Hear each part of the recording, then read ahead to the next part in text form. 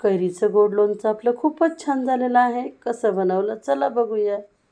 लोणचं बनवण्यासाठी अशा प्रकारच्या कैऱ्या आपल्याला घ्यायच्या आहेत. ह्या पक्क्या कैऱ्यांमुळेच लोणचं आपलं वर्षभर टिकतं. अशा प्रकारे कैऱ्या मी फोडून घेतल्या. इथं मी 3 किलो कैऱ्या लोणच्यासाठी घेतलेल्या आहेत. कैऱ्या फोडून झाल्यानंतर त्याची एक एक फोड आपण कपड्याने पुसून घ्यायची.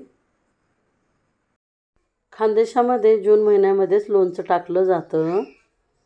पाऊस पडल्यामुळे हवेमध्ये गारवा असतो.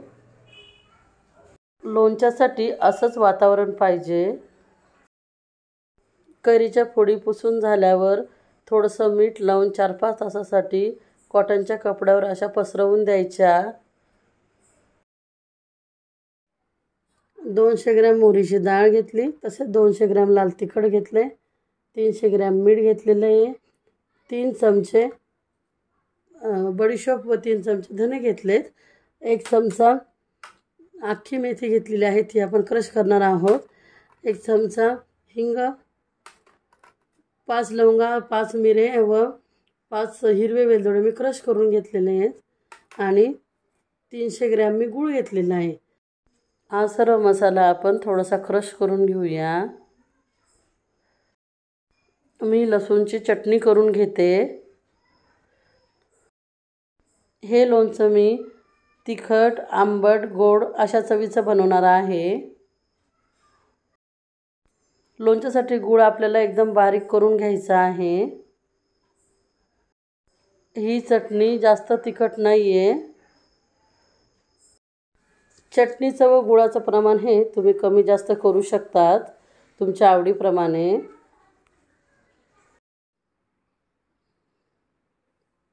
इथं मी लसणाची चटणी बनवून घेतलेली आहे. आता हे सर्व थोडं थोडं मी बारीक करून घेतलं, जास्त नाही, जाडसर बघू शकता तुम्ही. मेथी पण थोडीशी केली आहे क्रश. मोहरीची डाळ ही मी थोडीशी क्रश करून घेतली. असं केल्याने लोणचं खूप छान होतं. इथं मी 2 किलो शेंगतेल चांगलं गरम करून घेतलं. तेलामध्ये मी मेथी टाकली. खडे मसालेही तेलामध्ये मी टाकून घेतले. असं केल्यामुळे मेथीचा कडवटपणाही थोडा कमी होतो. आता हे गरम तेल आपण मसाल्यावर टाकूया. इथं मी एक परात घेतलेली आहे, त्यामध्ये आपण सर्व मसाले टाकून घेऊया. सर्वात खाली मीठ टाकायचे आहे. मीठ पसरून झाल्यानंतर आपण मोहरीची डाळ घालणार आहोत.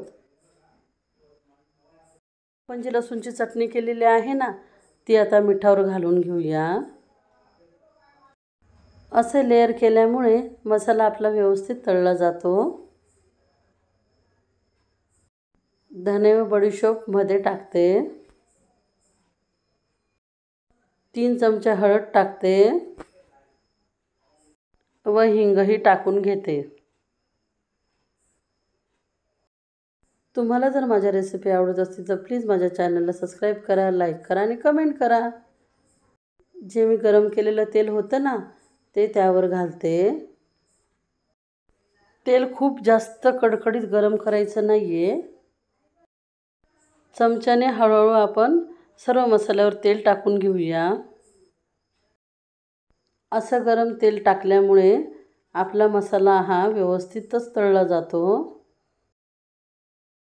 खानदेशामध्ये लोणचं हे अशाच पद्धतीने बनवतात.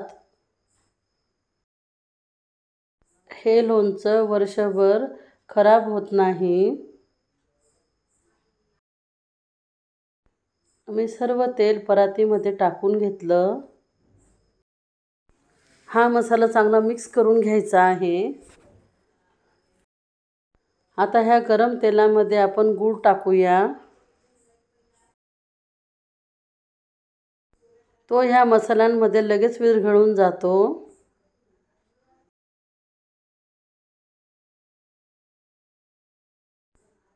हे सर्व टाकल्यावर चमच्याने चांगलं मिक्स करून घ्यायचं आहे। हा सर्व मसाला जोपर्यंत थंड होत नाही तोपर्यंत कैरीच्या फोडी त्यामध्ये टाकायच्या नाही आहेत। 2-3 तासाकरता आपण हा मसाला थंड करायला ठेवून देऊ।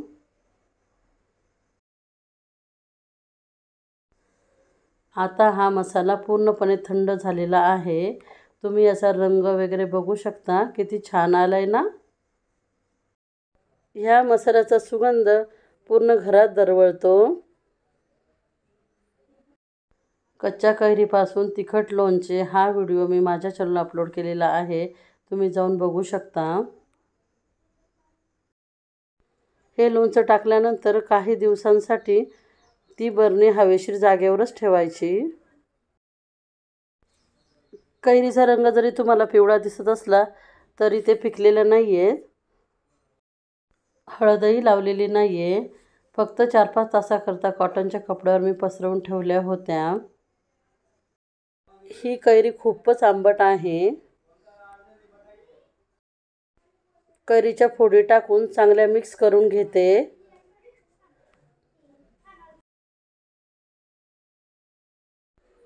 तुम्ही बघू शकता कैरीच्या फोडी मी चांगल्या मिक्स करून घेतल्यात।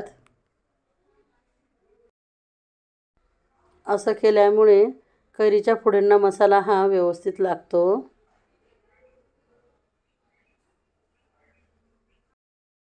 आपण हे लोणचं आता बरणीमध्ये टाकून घेऊया। ही बरणी मी स्वच्छ धुवून कडकडीत उन्हामध्ये वाळवून घेतली, तसंच चमचाही कोरडा करून घेतलेला आहे। तुमच्याकडे चिनी मातीची बरणी नसेल तर काचेच्या बरणीत टाकलं तरी पण चालेल। हे लोणच्याचं असं तेल बरणीमध्ये टाकून घ्यायचं आणि त्याच्यानंतरच आपण हे लोणचं बरणीमध्ये भरायचं आहे। आता आपण त्याच्यामध्ये हे एकत्र केलेलं लोणचं टाकूया। हा चमचा तुम्ही बघताय ना, हा खास लोणचं काढण्यासाठी वापरला जातो। जेव्हा लोणचं आपण बरणीतनं काढतो ना, तेव्हा त्यामध्ये लोणच्याचं तेल येत नाही। सर्व लोणचं मी आता ह्या बरणीमध्ये टाकून घेते व त्याला कॉटनचा रुमाल बांधते। कॉटनच्या कपड्याने त्याला असं बांधून घ्यायचं आहे आणि रोज एकदा चमच्याने लोणचं हलवून घ्यायचं आहे। खानदेशी गोड लोणचं तयार आहे।